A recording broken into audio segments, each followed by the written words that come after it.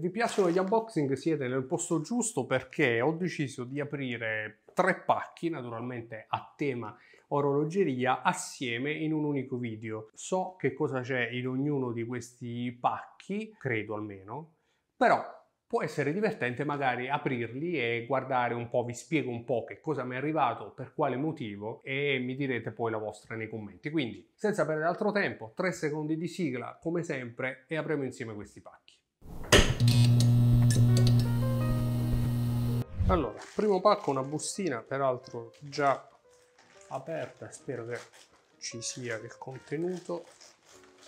Si tratta di officine tecniche. Welcome to our family, perché i ragazzi Denis e Luca mi hanno gentilmente regalato anche il bracciale delle officine tecniche che ho recensito e che mi hanno regalato. Hanno insistito, non doveva essere un regalo, dopo averlo recensito hanno insistito perché io lo tenessi, naturalmente ne sono stato onorato e li ringrazio per questo, ma insomma una grande attestazione di amicizia che apprezzo tantissimo. E quindi c'è anche il bracciale per questo bellissimo super che appunto ho già recensito, veramente lo ribadisco tranquillamente, di ottima fattura, che con il suo cinturino suede scamosciato devo dire mi piace tantissimo. Probabilmente continuerò ad utilizzarlo così. Ho anche il Tropic grigio, però questo cinturino secondo me con questo quadrante ci sta veramente alla grande. Il bracciale sicuramente lo proverò per curiosità, anche se l'ho provato sul quadrante rosso degradé, non è male, ma il fatto che non rastremi non mi convince del tutto.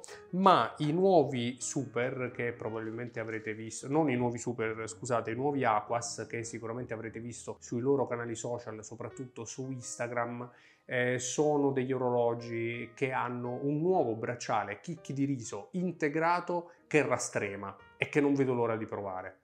Quindi grazie mille a Officine Tecniche, a Luca e Denis per questo gradito regalo. Allora, il pezzo forte ve lo lascio alla fine, però qui abbiamo un pacco che arriva direttamente da Marco Bracca e voi mi direte, ma che c'entra Marco con TOC? Beh, innanzitutto Marco lo conosco da anni, lo seguo da sempre, tra l'altro ha sempre fatto bellissimi video e secondo me dovrebbe continuare a farne. Comunque ci siamo incontrati per l'ultima puntata, anzi la prima puntata di Tempo Libero, il podcast format qui su TOC con Giulio Chiossone anche, e lì stavamo parlando insomma un po' di progetti, un po' di idee, un po' di futuro anche, e Marco, spero di non far danni qua, e Marco mi ha un po' spiegato quello che è il suo ultimo progetto WAP, praticamente Wrist Addiction Parts, cioè lui ha avuto un'idea, probabilmente l'avrete già vista, di far realizzare su misura dei pezzi, in particolare il fondello e il vetro, almeno per ora, per i suoi amati Seiko 5. Lui è innamoratissimo dei Seiko 5, nonostante abbia tra l'altro pezzi molto pregiati in collezione, continua a preferire i Seiko 5, contento lui. Evidentemente questi Seiko 5 gli danno qualcosa. Comunque, proprio per questo motivo mi ha chiesto di provarne uno e io lo provo. Non è una recensione, lo devo provare e basta. Tra amici mi ha detto, scusa, provane uno, vedrai che ti piacerà. Va bene. E quindi mi ha mandato questo pacco abbastanza complicato, caro Marco. Fammi vedere un po'. Oh, allora, che cosa c'è all'interno? Niente, questo è l'imballaggio, credo, sì, lo buttiamo. Poi qui ci sarà probabilmente il Seiko, vediamo un po', sì, Seiko.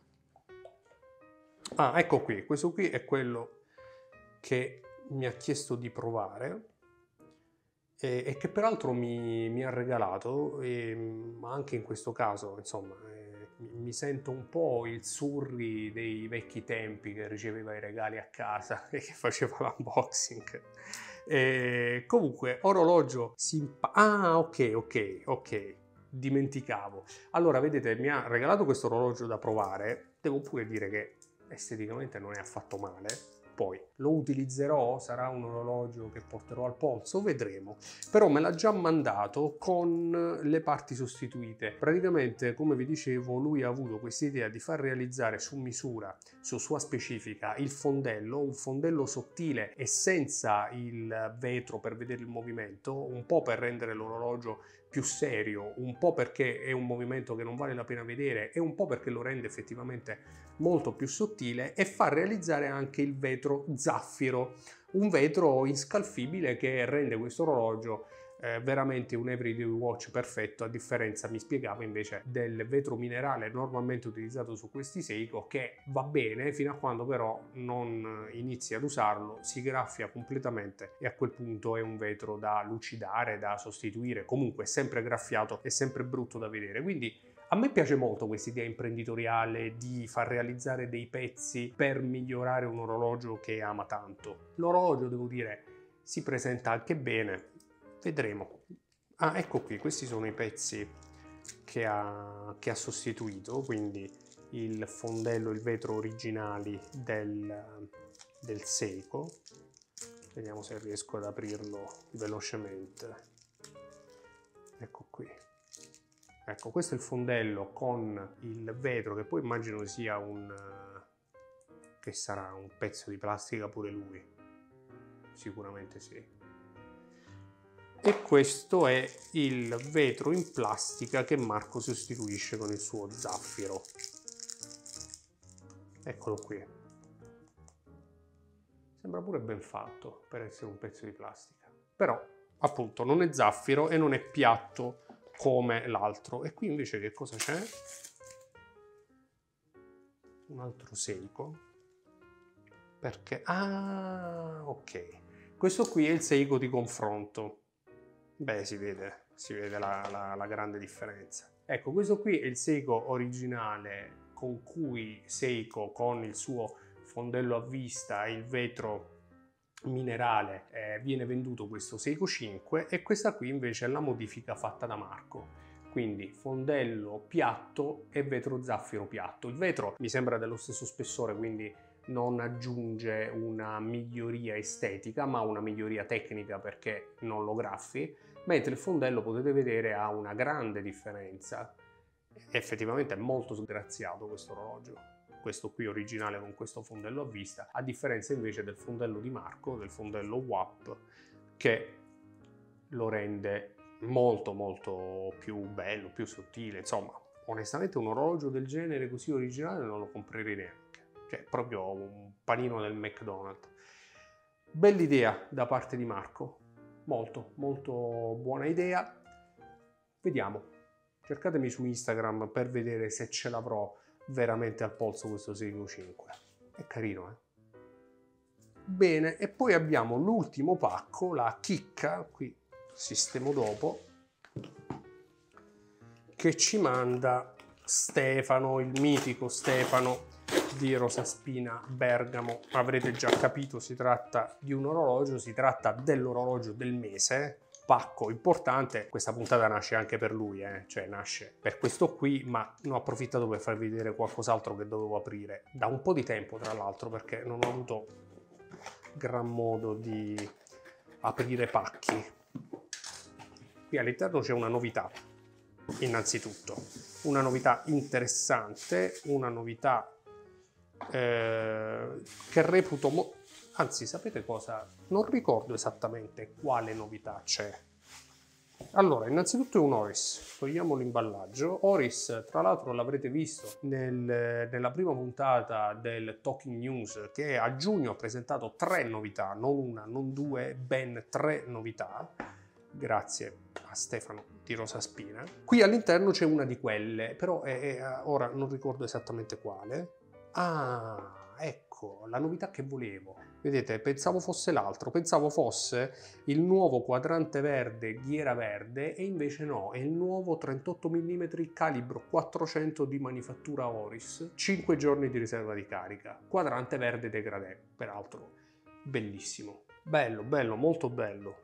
Speravo ci fosse questo, ma ero sicuro mi avesse inviato l'altro Stefano, invece no. Allora, il listino, partiamo subito dalle cose interessanti. 3.600 euro, sono tanti, sono pochi per un orologio con calibro di manifattura? Secondo me sono più che giustificati. Tra l'altro considerate che di sicuro ci sono degli sconti, di sicuro ci sono degli sconti molto interessanti da parte di Rosaspina per gli amici di TOC, quindi pensate quanto si può pagare un orologio così bello, così particolare, con questo bellissimo quadrante, finalmente 38 mm, il primo 38 mm 65 con calibro di manifattura, riserva di carica 5 giorni. Non credo ci sia altro nel mondo dell'orologeria oggi che possa essere paragonato a questo orologio qui, non credo proprio. Naturalmente parliamo di un diver, per quanto sia un 100 metri, comunque corona a vite e fondello a vite. 100 metri perché sì, è un diver, ma è un diver skin, uno skin diver, un diver che praticamente arriva direttamente dagli anni 60 e 70 con tutte poi le novità e tutti gli aggiornamenti moderni che ci possono essere. Non c'è la data e questa è una particolarità di questo orologio con calibro 400, perché normalmente troviamo la data a ore 6, invece in questo caso Oris ha voluto mantenere pulitissimo questo bell'orologio, questo bel quadrante, e secondo me ha fatto molto bene. Poi potete vedere anche la bellezza di questo orologio sta nel vetro zaffiro super bombato, che per l'appunto rimane molto fedele alle linee stilistiche di quegli anni. Poi questo quadrante degradé è fenomenale.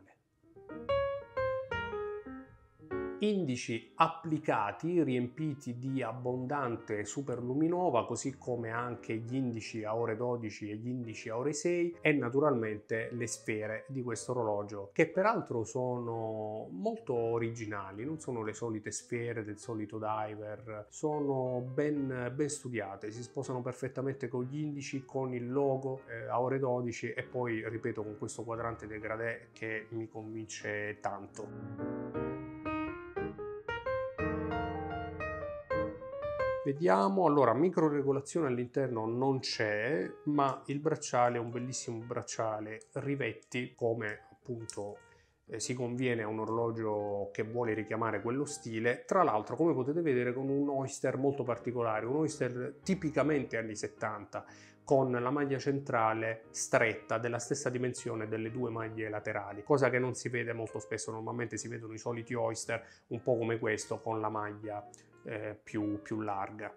Chiusura invece un po' più moderna, ma non troppo, comunque con la microregolazione a fuori della chiusura, e poi una chiusura per l'appunto a pulsanti per renderlo ancora più sicuro. Vediamo un po' sul polso. Il mio polso da 16,5 cm, come sapete, un 38 mm credo che ci stia perfettamente, e infatti poi ripeto, questo quadrante smeraldo è veramente bellissimo, non è il solito verde, è uno dei tantissimi verdi che abbiamo visto e che vediamo ormai normalmente nell'ambito dell'orologeria. Secondo me è una bellissima interpretazione da parte di Oris, impreziosita naturalmente da una qualità costruttiva eccezionale, lo si vede anche dall'accoppiamento dei finali, potete vedere che non c'è gioco, non ci sono tolleranze, è praticamente perfetto, e naturalmente dal calibro di manifattura, riserva di carica 5 giorni a doppio bariletto che Oris ci ha, vedete il doppio bariletto, che Oris ci ha presentato ormai un paio d'anni fa, più o meno,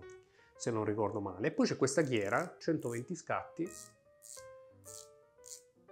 insomma una ghiera classica, unidirezionale naturalmente, con il Luminova a ore 12, incastonato all'interno della lavorazione, e poi mi piace il fatto che sia tutta in metallo sabbiato, che va a contrasto con le applicazioni, che poi insomma è tutto un pezzo, non sono applicati, lucide, così come è lucido anche il bordo superiore della ghiera zigrinata, mentre per l'appunto questa lunetta in acciaio sabbiato, poi credo che sia alluminio, rende questo orologio forse ancora più interessante. Poi, come vi dicevo, c'è anche un Oris 40 mm non manifattura con un quadrante simile, non uguale, simile, e la lunetta invece in alluminio verde. Molto carino, però devo dire onestamente che per questo prezzo, con questo quadrante, il calibro e questa particolare lunetta, al netto degli sconti, dicevamo, su 3.600 euro di listino, sceglierei quasi senza dubbio lui, a patto chiaramente di provare al polso anche l'altro e capire quale mi sta meglio. Però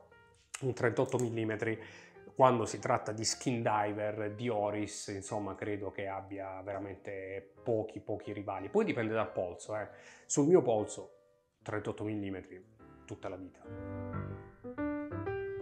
Prima di lasciarvi vi faccio vedere qualche macro che rendano giustizia a questo orologio, alla sua lavorazione, ai suoi dettagli e a questo bellissimo quadrante, che peraltro stavo notando non crea distorsioni della lavorazione Soleil, come a volte accade su quadranti con questa lavorazione un po' più scadenti, soprattutto di colore verde, ma anche con luci di studio così orientate sull'orologio praticamente si illumina completamente o si scurisce completamente, senza però appunto creare quelle fastidiose distorsioni che sanno un po' di cheap, un po' di economico.